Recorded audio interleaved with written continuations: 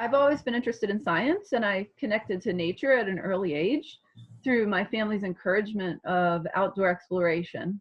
Both my parents and my aunts and uncles, every time we do anything, we'd always be outside playing, usually in the forest or the creeks in the area where I lived and where my relatives lived.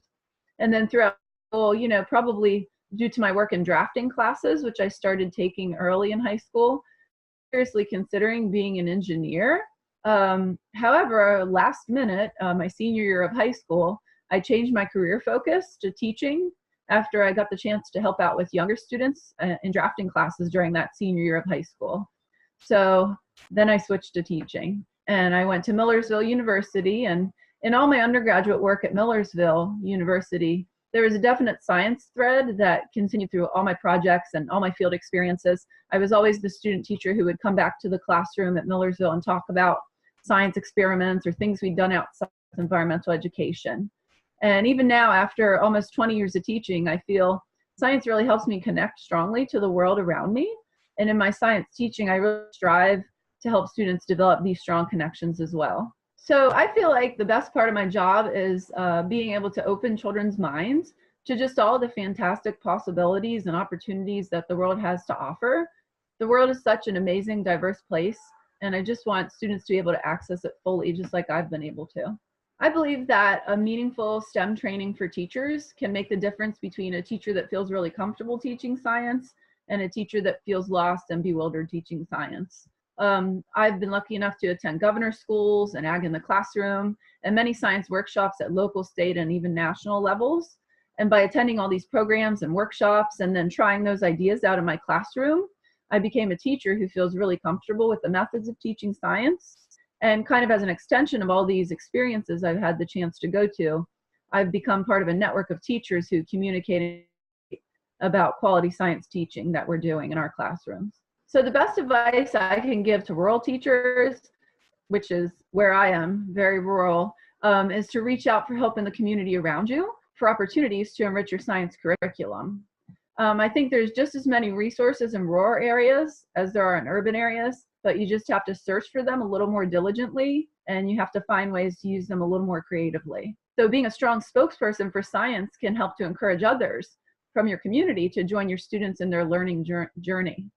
And then also, I think one other tip would be to make sure you take advantage of your rural schoolyard, which we're also lucky to have in rural areas, by conducting fieldwork with your students on your school campus.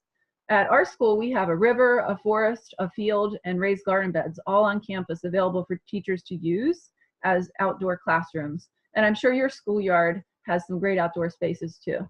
For me, it's really difficult to understand why elementary schools make the difficult choice to reduce or totally eliminate the science curriculum to put precedence on other subject areas. Over the past few years, I've talked to many teachers around the nation whose school districts have had to make this really difficult decision for their schools. And whatever the reason, if you're going through this at your school district, you can work to creatively integrate science into the approved curriculum structure. I think the best way teachers can be advocates for encouraging daily science teaching in the elementary grades by showcasing their students' work to all of the stakeholders in their area.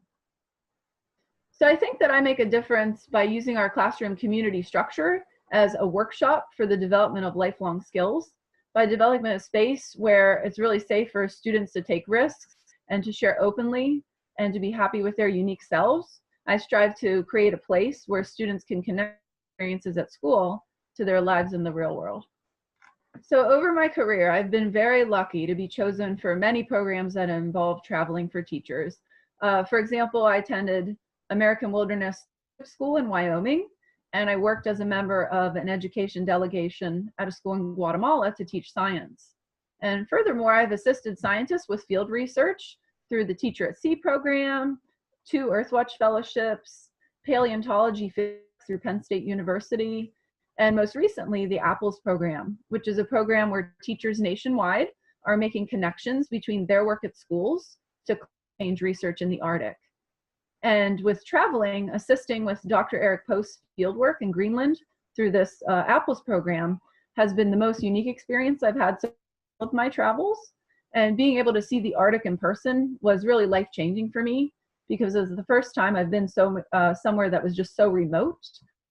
And it truly gave me a perspective on how small we really are compared to the huge scope of the world around us.